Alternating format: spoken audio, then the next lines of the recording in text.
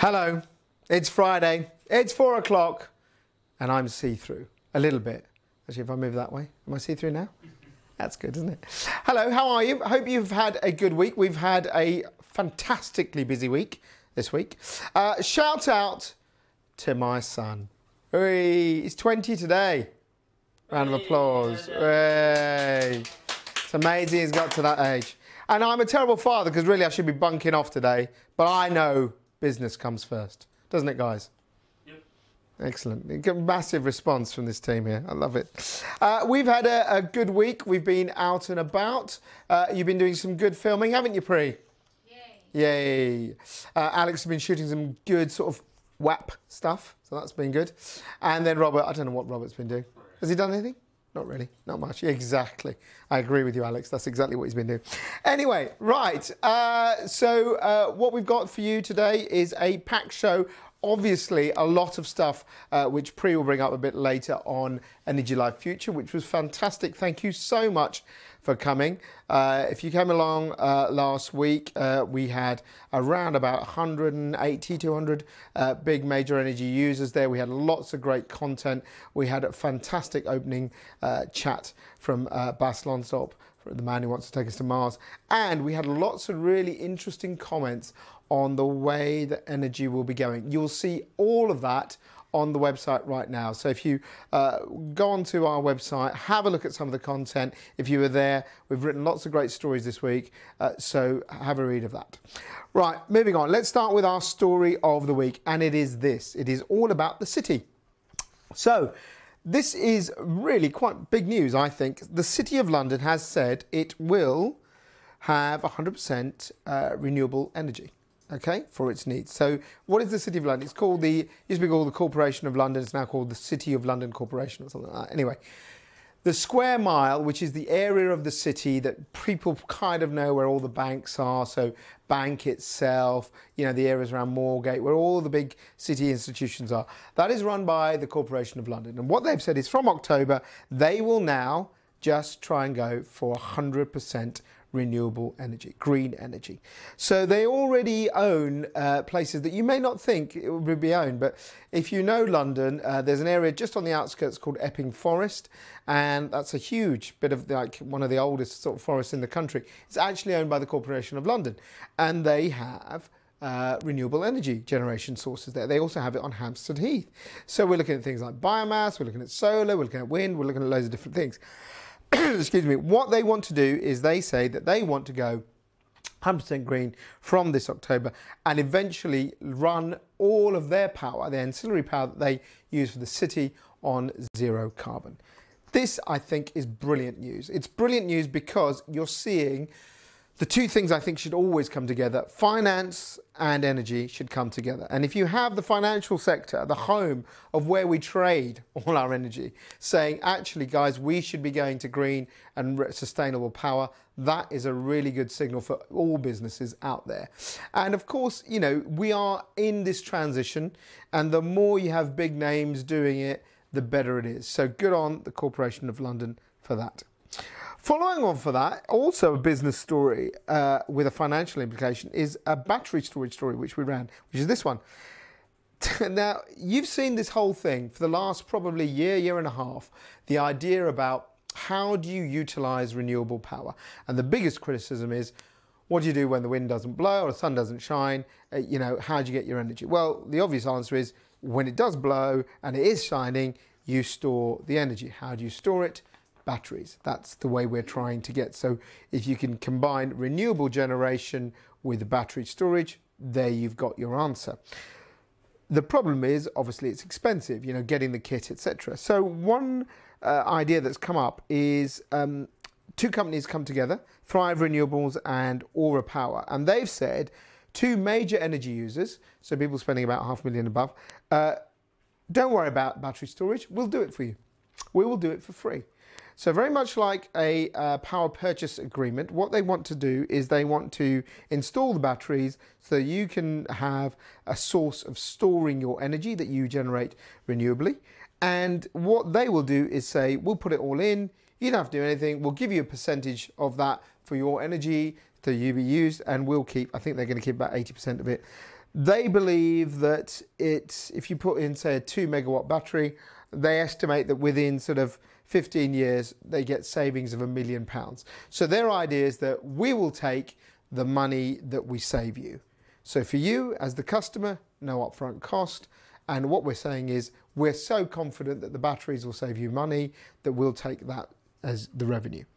Now, this is not an unusual idea. This has been going on for quite a while in the renewable field, but mainly for things like solar panels.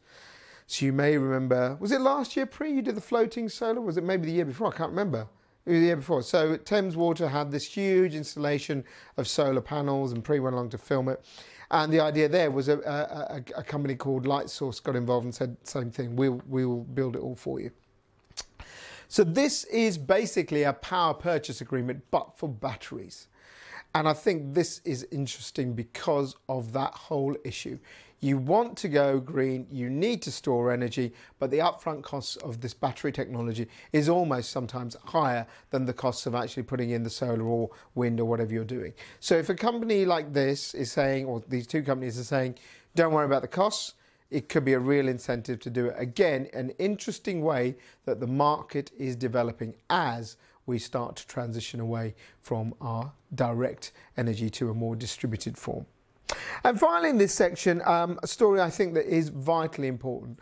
We can talk as much as we want about businesses, we can talk as much as we want about kind of, the bigger picture, but at the end of the day, energy is about people. And lots of people are struggling. And particularly people who are struggling to pay their energy bills are carers. Now, if you've ever had to care for anyone, a lot of people do, it's very, very tough. 4 in 10 informal carers. So these are people who may be caring for a sick relative, a friend, someone like that, but they often end up having to dedicate their lives to this. And I think these people are never, ever given enough credit. So if you're looking after a sick husband or a wife or a child, what happens? Inevitably, you have to give up your job. You have to look after them 24/7. The energy costs are much higher. You might have to have the heating on. You may have to cook food more often. You may have to do lots of different things. And so many people, a survey has shown, are struggling. 4.9 million people are paying almost £180 more on their energy of these carers. Because the fact is, they are often people who have had to take a financial hit to become a carer, and they may or may not get allowances. So 13% are in debt, and the survey said about 34, so nearly a third of them will choose not to put the heating on, right, because they want to save money because they've got to spend money on other things. So we have got to do something about this. I think this survey says that you've got to make sure energy companies, government in particular, has to look into this. That, it's one thing looking at elderly people and the warm home discount or whatever, but there are a whole bunch of people who are fine, yeah? But what they're doing is they're looking after people who are not fine, and that means they are financially vulnerable just as much as an older person. So this is a very relevant story, and I think it's something the energy sector needs to look at in more detail. We'll have more stories coming up in the second half of the show, but now it's on to this week's Viewpoint.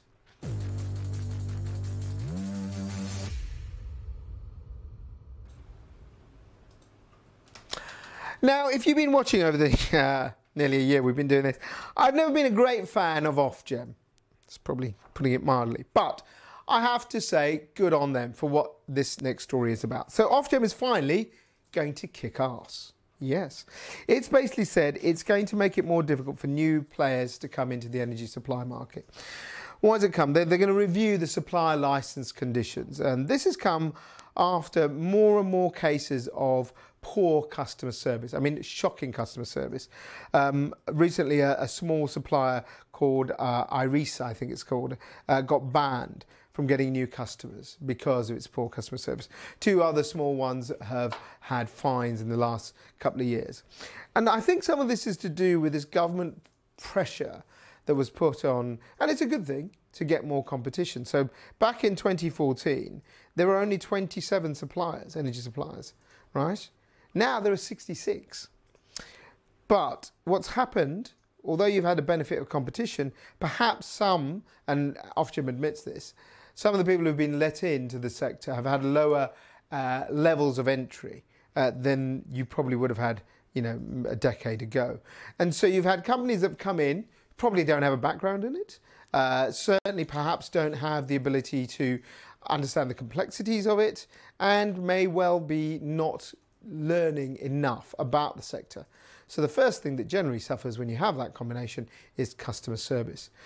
So finally, Ofgem's going to do something about it. It's going to make it tougher for people to come in and join the sector. I'm not a big fan of Ofgem. I think it does a lot of things wrong, but on this case, hats off to them. I think they're doing the right thing. We do need competition in the energy sector. We need to encourage people.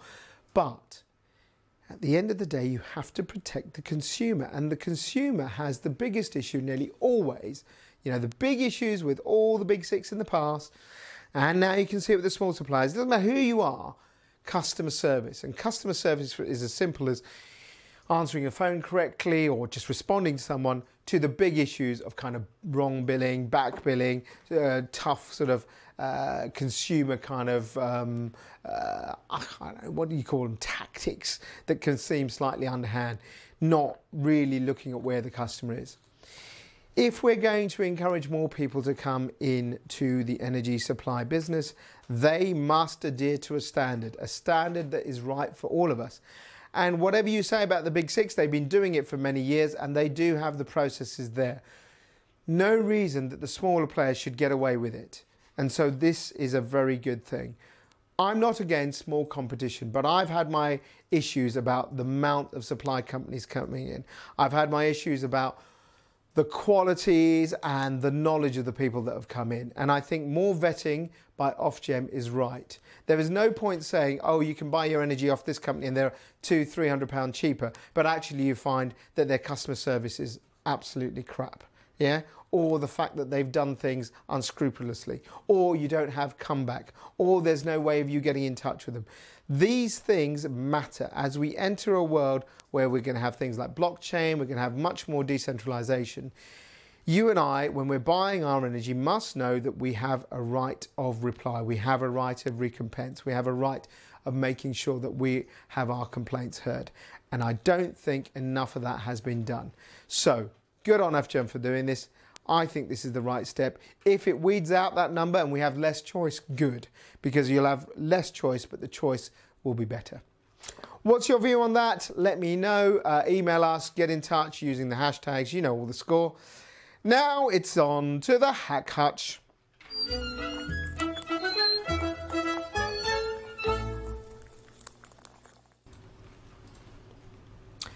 Looking very smart. Yes, because I was filming today. You were. What were you filming? Can't tell too much. I can't say anything about it. Because it's embargoed, but it's basically the Energy Institute's annual energy barometer. So we'll have the full, the full story and a news clip as well, video story, on Tuesday. So keep an eye out for that. Excellent. And was Louise Kingham very nice to you? Yes, she was. Louise, she's actually were you good? looking, very much looking forward to coming to Telco. Of course she is. Because she missed it last year. Of course she did. So there we go. She's got a frock ready. She got frock ready as well? Yep. Blimey, God. It's all happening. Right, stories. Now, hopefully, people have been seeing your fantastic work this week. From ELF. From ELF. From all the fantastic From interviews. the stuff, yes. From Energy Life Future. We only call it ELF indoors. We shouldn't call it ELF, should we? It's Energy Life Energy Future. Life Future. Yeah. So tell us about a couple of stories that you would like to point out. So the first one, I know you shared a few last Yes. week, so we won't talk about that one. But the other story we ran was about EVs. So Yes. Phil Hack from the UK Power Network Services was part of a session where he talked about how EVs can help businesses, what are some of the challenges they face, how they can overcome that challenge. It was very popular, make that that session. smart. Yeah, very popular. So I caught up with him after the session, and he talks about, he kind of gives his top tips on what businesses should consider when they're planning to gear up for EVs. So here's a clip that you can watch. The first one is, if you're going to start investing in power infrastructure, make sure you're going to stay on that site for a while, because these investments, effectively putting cables in the ground or building new transformers, these are 40-year assets. So make sure you're not going anywhere. So first tip. Second tip, step back from just electrifying your fleet and think about your whole site. Think about any ambitions you may have around putting solar PV on the roof. Think about other forms of generation you might be thinking about over the next 5 to 10 years. We use this phrase called microgrid. So think about, am I going to have any on-site generation? How am I going to manage my demand on site? And then also think about the electrification and the infrastructure you need. I guess finally, don't think about what you want to deliver in the next 2 or 3 years. Think about your whole fleet strategy. So at this site, the maximum amount of vehicles I'm ever going to electrify, I don't know, is 30 vehicles. So whilst you might only want to do 5 now, have in mind the potential end game, because if you're not careful, you can have what we would call regret costs. These are costs that you spend and then have to rip out what you put in and put back in something that's able to cope with the increased number of vehicles. So have in mind, and you might only put enough infrastructure in for the initial deployment of EVs, but have in mind ultimately how big could this get, because you want to make sure that when you're making these investment decisions, you're not leaving yourselves a little bit exposed down the line in terms of having to reinvest again. So interesting stuff there, wasn't Yeah, it? so I think it's quite interesting because there is a lot of talk about EVs. Obviously, we've written loads and loads of stories in the last couple of weeks. So I think these tips would actually help businesses who might not necessarily think about or consider these kind of issues. So I think it's quite helpful. So if you want to watch it again, it will be up on our YouTube channel and on Energy Live News. So, what do you think about this whole thing about the connection side? Because we've done a lot of stories on the technology and maybe the cars and all of that, but unless you've got the business able to connect, you can't do it. And that's what he was sort of alluding to there, wasn't it? Yeah, so it's about the infrastructure as well. It's all well and good about saying, I'm going to upgrade my fleet, exactly. But you've got to think about the charging infrastructure. I think one of the things he mentions, I'm not sure if it was part of the clip, but you can watch it on our website, is how businesses they have this system that they can use. So everything is becoming smarter. And the interconnectivity. So he says there is this system that one of his clients, UPS, uses. So basically it's this massive board, electronic board, where drivers, when they're leaving for the day, they can actually see if their car is being charged or not overnight. Oh, so if they're cool. walking out of the gate and they see a red mark instead of a green mark, they can actually go back. They go back and say, back and say, hang on, so is there something wrong? Do you need to fix it? So I think rather than coming in the next morning and finding out that, actually my van is flat. Yeah, I think these things have never been things that people have, you just put petrol in and off you go. But if it's also going to be used as a kind of two-way thing. So, very good stuff. And, follow that interview in full on the site. Yep. Next one? Next one, we spoke to Jeff Whittingham from Ørsted. Yeah. I think he was part of a session as well at Energy Live Future, but I wasn't part of that. So Johnny listened in. So basically he talks about, obviously we've seen Ørsted over the last year, used to be called Dong Energy, so focused on oil and gas. Yeah. So it's moving more towards renewables and with a focus on offshore wind. So basically what he's saying is, with such a major company like Dong going towards renewables, becoming Ørsted, apparently it's called Ørsted. He says Ørsted in the film. Ørsted? That can't be. It's ORSTED. Yeah. Initially somebody said Ørsted when I spoke to someone last year. But in this interview, he says Ørsted. There is a mystery. If you're Danish, you'll know the right answer. Let us know on the comments. Yes, please. Although that would be quite difficult, but phonetic. So he talks about how he thinks, there are other businesses who are following suit. Yes. And he thinks in the near future or in the long run, we will see a lot of big energy companies make that shift towards greener. So there'll be a big shift away from what was conventional coal and gas. And a direct way. Let's hear what he said. Towards green, I think if you look back at the history of Ørsted, we used to be called Dong Energy, which stood for Danish Oil and Natural Gas. And in Q3 last year, we sold our oil and gas business to become a pure play renewable company. So So it seemed very appropriate to move from being, an oil and gas business and a utility to being a renewable business with the name Erstal. And actually our quest now is to run an energy system that runs entirely on renewable energy. I think we're seeing sort of the restructuring of energy companies. You look at E.ON and RWE and the way that they're restructuring their sort of renewable assets. We're seeing people trying to follow the same model that Erstal set almost a year ago now. So I do think that people will move towards renewable generation. And we'll see the sort of end of the large coal generation, and eventually we'll see the end of the gas sort of fired power stations as well. So people are following us, and I think energy companies in the future will be green energy companies, and we probably won't think anything more of it. Yep, so I think that point of view is quite interesting as well. He talks about, like I said, major energy companies, big energy companies making that transition. I guess we won't be able to see that in the short term because it's obviously such a long process. But we have seen companies like RWE restructuring their business to move towards... And also names of... I mean, Statoil's changed its name recently. Yeah, Statoil changed its name. Yeah, I mean, there's all these things. But also if you look at... I mean, the place you'd never think would change, but the Middle East. So many big companies there that we did a story years ago about a place called Masdar City. Oh, Masdar, which has been built in the middle of the desert, but it's a complete, in the middle of where they do all the oil refining, they've built this city which is just purely all about renewable energy. And I think maybe you're right that it won't be now, but maybe a lot of them will change their names because I think the shift is happening now, isn't it? And I think also a lot of consumers are actually, we've done surveys where they say they're conscious about where they buying come from a company who are more environmentally friendly or sustainable. So I think that shift is taking place slowly, but I think surely. Okay. And finally in this bit? Finally, this is a story that was out today from Ofgem. So EDF Energy has agreed to pay £350,000 because it missed its smart meter targets. So basically under the government's rollout of the technology. Alleged rollout, yes. By 2020, all homes and businesses are expected to have I want to see that happening, yeah. Obviously there are discussions that this is not going to happen, and I mean I was given the option of having a smart meter. Yeah.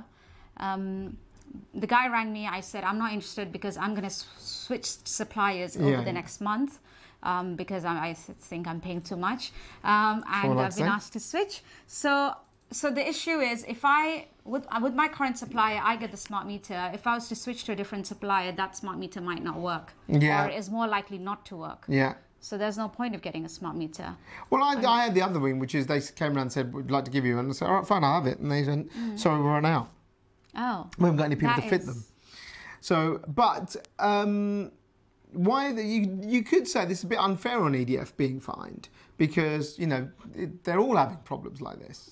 No, but specifically with this story, the reason it was fined is because as part of this government initiative to roll out the technology, so each supplier, all the major suppliers who are involved, they're supposed to have individual set targets for each year. So basically, EDF met its target, but it met it 3 weeks later. So it's meant for the 2017 target. It met the target in January this year instead. So that's why EDF agreed with Ofgem to pay. I think they don't like to call it a fine because the money is going to a fund. Yes. Ofgem's redress fund that is administered by Energy. Yeah, I mean, it is a fine, whatever you say. It is a fine, yeah. I think, in my opinion, it's a fine. It's a fine. But I think they rather just say that they've agreed to pay. They've agreed to it. We've gone with that. So, yes. So, you've got a good story for later in Monday or Tuesday it's coming out, isn't it? Tuesday, yes. So Tuesday, anything else happening? Not at the moment, no. So, if you've got any stories without Johnny? Yeah, of course, very well without Johnny. We've all coped well without Johnny, haven't we? He's actually disappeared. Even when he's on holiday, he used to send messages. I don't know. He's gone to Spain and he seems to have, I don't know, he's got stuck somewhere, hasn't he, Johnny? I think for the first time, or he's just for the first time ever, he's enjoying his holiday. Though he did take some film of himself standing next to a huge wind turbine. Yeah. There you go. Couldn't let it go. But yes, if you do have stories for us or any films you'd like us to shoot, film season, do send it over to stories@energylivenews.com and one of us will get back to you. And have a happy weekend. She's so nice. Bye-bye. Goodbye. She always says that. She's so nice, so pleasant, so well brought up. Unlike some of the other people in here. Okay, right. So thank you very much, Pri. Right, let's go on quickly with the diary. So coming up very soon, you have already seen that the shortlist was out. Oh, and actually I forgot to mention, the judging day happened this week. I forgot that for Telka. So again, on the website, you'll be able to see some comments about what the judges thought. So we know the answers to the most important question. Who has won in Telka? And the winner is... find out on the 28th of June. Yes, 28th of June, the Energy Live Consultancy Awards, the award-winning Energy Live Consultancy Awards taking place at the Honourable Artillery Company. There's still some seats left, so if you haven't got yourself a ticket along for that event, get in touch with us and we'll make sure that you can be there. We have a packed night for you. It's also the night of the England-Belgium game and we will be showing a bit of that, so don't worry about that. Moving on, in October we have Expo at the end of the month, Halloween, 31st of October. The Energy Live Expo with Claire Perry as the headline speaker. So again, get yourself along to that. You will be contacted by Harry, who's been banging away on the phones this last week. So if you hear from him, please let us know. We'd love you to come along. And also, we're very interested in the content that you'd like to see there. So listen to what he's got to say. Let us know. Give us feedback so that we can make the show as important as possible and relevant as possible for you. And then finally, in December, we have ELPA, the Energy Live Personality Awards. So we'll be giving you lots of opportunity into that. And of course, a great party to end the year. Right, that's about it. Any shout outs? No. Nothing. Nada, not even Kevin Corcoran. It's like tumbleweed is blowing. Right, just to end with, it's a story that you've probably seen already today, but I suppose it's the straw that broke the camel's back. That was quite good, wasn't it? No? It's the last straw? Yeah? No? Whatever. All right, whatever. I haven't got it. McDonald's, going to get rid of straws. So I think this is great. They've said they're going to switch from plastic straws to paper straws. And can you believe this? 1.5 million, I think that's the right figure, 1.5 million straws are used in Britain every day in McDonald's. 1.5 million. So by autumn, they're going to get rid of them. And this is going to be something that they do as part of their whole kind of more sustainable ideas around what McDonald's is. Whatever you may think about them, this is a good move. This is the right thing to do. And I'm sure many more retailers, you can see this kind of war on plastic taking over. And all thanks and all hail to the wonderful Sir David, because without him this would probably have not happened. That's it. We have got a lovely weekend planned, haven't we, boys and girls? Yeah, everyone's so happy about the weekend. What a joy. We'll be back next week. Enjoy yourselves. Have a great weekend. We'll see you next Friday. Bye-bye.